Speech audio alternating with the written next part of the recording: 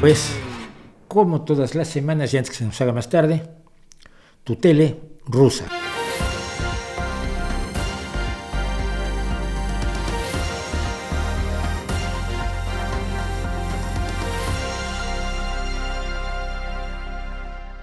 Salvar el mundo con niños soldados. Hoy vamos a empezar nuestra tele rusa con una pequeña parte sin voz. Y quienes escuchan el podcast pues van a escuchar solamente ruido, y les voy a explicar qué hace ese ruido de nuestro comienzo de la tele rusa de hoy.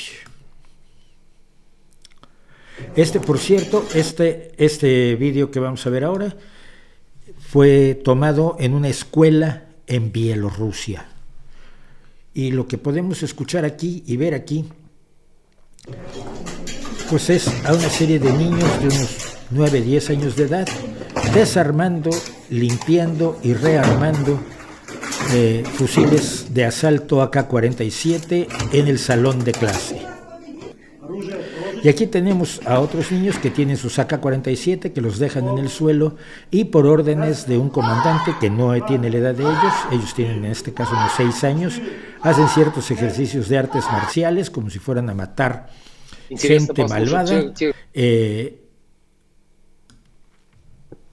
porque en Bielorrusia pues está, y en toda Rusia, no solo en Bielorrusia, sino en Rusia, se está llevando a soldados a las escuelas para preparar a los niños para ser buenos soldados en el futuro.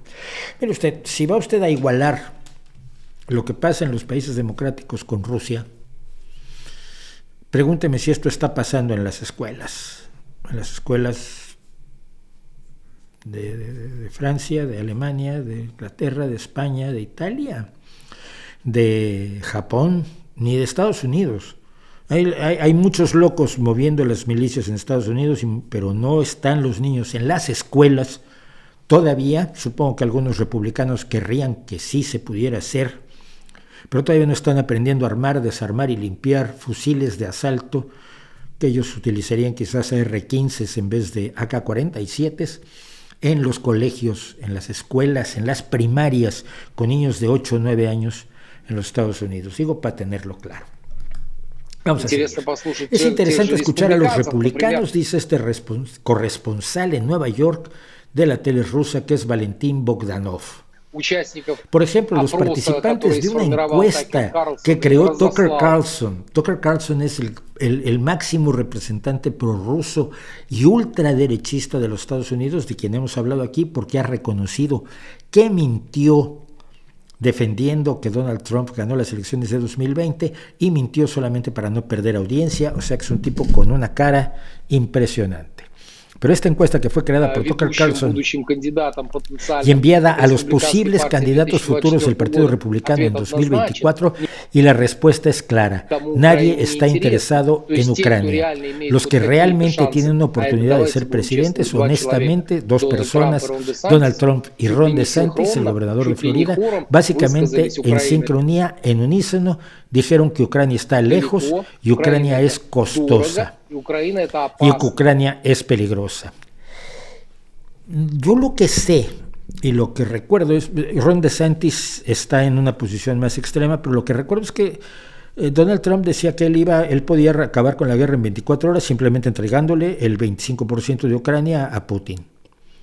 Que a Donald Trump le parece muy mal que Putin haya invadido Ucrania, que le parece que es una cosa terrible, que ha habido crímenes espantosos, está hasta enterado de que se ha atacado edificios de viviendas de civiles, y está enterado que se han atacado hospitales, y por eso mismo cree que se le debe entregar a Vladimir Putin una cuarta parte de Ucrania. Porque lo que hay que hacer es sentar un precedente hoy en el siglo XXI de que si tú eres un criminal de guerra que ataca a un país totalmente pacífico, tienes derecho a tener ganancias territoriales. Es el peor mensaje que podemos mandar. Pero que yo sepa, los republicanos en general han estado apoyando todo el apoyo que Estados Unidos le da a Ucrania. Y voy a decir una cosa más. Si Estados Unidos le redujera el apoyo a Ucrania, lo que va a pasar, y lo único que puede pasar, es que Europa multiplicará su apoyo a Ucrania. Sigamos pues, que tenemos más tele rusa. Y en este caso tenemos aquí, precisamente, en una entrevista de radio, al 45º presidente diciendo cómo resolvería la cuestión ucraniana en Moscú si fuera a volver a la Casa Blanca. Y dice Trump, yo podría haber negociado, en el peor de los casos podría haber hecho un trato para dar algo. Hay ciertas áreas que son áreas en las que se habla ruso. Francamente, se podía haber hecho un trato. Yo me pregunto, por ejemplo, si Donald Trump estaría de acuerdo en que las zonas donde se habla español en el sur de los Estados Unidos se le entregaran de vuelta a México. Si está de acuerdo con eso, podemos negociar. Por cierto, hay mucha gente que todavía habla francés en Nueva Orleans. Bueno, no solo en Nueva Orleans, ¿no? en todo lo que es esta zona que Estados Unidos le compró a Francia. Quizás debería devolvérselas a Francia. Una y otra vez, varios funcionarios de la Unión Europea, ni siquiera estoy contando a un grupo de rábanos bálticos,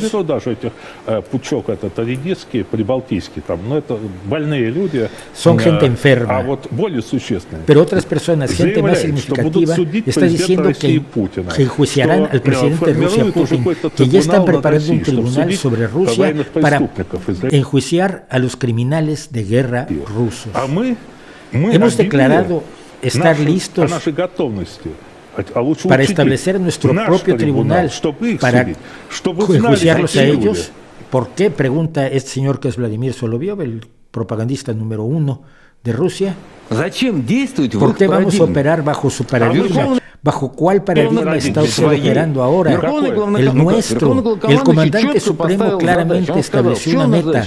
Nuestra meta es la liberación de las tierras históricas rusas y proteger a la población. Fíjense, ¿se acuerdan que originalmente era desnazificar Ucrania? No. Ahora es la recuperación de las tierras históricas rusas.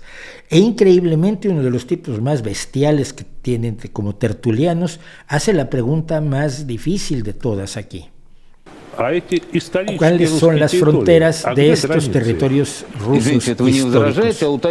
Tú no estás objetando, estás aclarando. Pregúntale a los historiadores. Yo no les creo a los historiadores. Es tu problema que no le crees a nadie. El comandante supremo dijo tierras históricas. ¿Cómo interpretas eso? Lo estoy interpretando de manera muy clara. ¿Hasta dónde? De todo el territorio, excepto Galicia, hasta San Francisco. No San Francisco, primero tenemos que poner en orden a Europa. Pues basta San Francisco, pero el resto de Europa ya sabe. ¿Cuáles son las tierras históricas rusas? Pues según estos señores, que les paga el Kremlin por hacer esto, porque la televisión Rosilla One es propiedad del Estado y por lo tanto es el Estado el que paga los salarios. Las tierras históricas rusas incluyen España, Portugal, Italia, Francia, el Reino Unido y todo lo que a usted se le ocurra. Tu lógica está diciendo que alguien quiere la paz. ¿Has visto que alguien quiere un cese al fuego? Si muchos quieren la paz, incluso en nuestro país. ¿Quién? Dame el nombre de uno, dame el nombre de esas personas, dame el nombre de uno. Al menos uno en los círculos políticos que lo desee. Después de darse cuenta cómo mete la pata, nómbrame a uno, y se le podría nombrar. Dice, pero en los círculos políticos nadie se va a atrever a decir que quiere un cese al fuego, que quiere un alto al fuego, que quiere la paz. En la televisión rusa, ustedes lo han visto a lo largo de las semanas, se juega entre la paz negociada, donde nos quedamos con la cuarta parte de Ucrania, o el no negociaremos nunca con ellos. Yo lo que tengo claro es que los que más prisa tienen por entregarle una parte de Ucrania a los rusos no son ucranianos. Nos las arreglaremos. Tenemos que salvar al mundo. Este es el gran propósito de Rusia. Ahora ya no es recuperar las tierras históricas de Rusia, es ni más ni menos que salvar al mundo. Miren, cuando los militares estadounidenses o los más enloquecidos ultranacionalistas estadounidenses dicen que Estados Unidos es el país más grande del mundo y que su misión es salvar al mundo, nos dan entre risa y algo de asco. Me parece razonable que nos dé igual de risa e igual de asco esto, porque además en este caso Vladimir Soloviov está acompañado de nuestra vieja conocida Margarita Simonian, la anterior patrona de Inna Afinógenova, que sigue sin llegarme su demanda y que es la otra gran propagandista, varias veces condecorada por Putin. El gran objetivo de Rusia, pues, es salvar al mundo. No hay duda alguna que lograremos hacerlo con la ayuda de Dios. Porque no tenemos en realidad aliados como teníamos en la Segunda Guerra Mundial.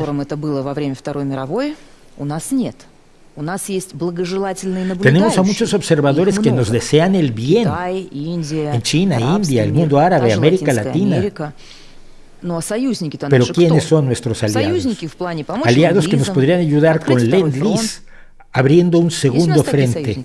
¿Tenemos ese tipo de aliados? No, nos los tenemos. Tienen miedo. Les gustaría ayudarnos, pero no lo hacen porque da miedo.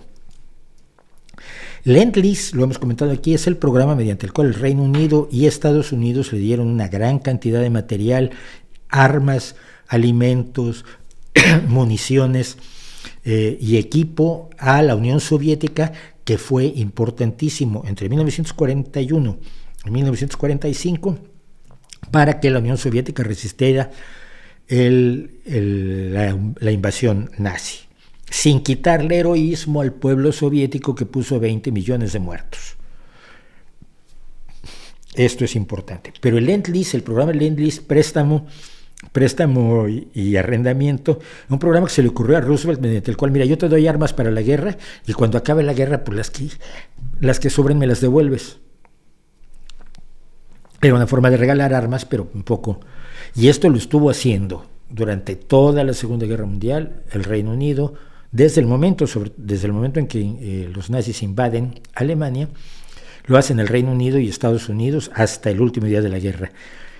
Pero en otras ocasiones, aquí mismo en la televisión rusa, hemos oído que Rusia la Unión Soviética estaba totalmente sola ante el mundo y que Estados Unidos y el Reino Unido estaban con los nazis.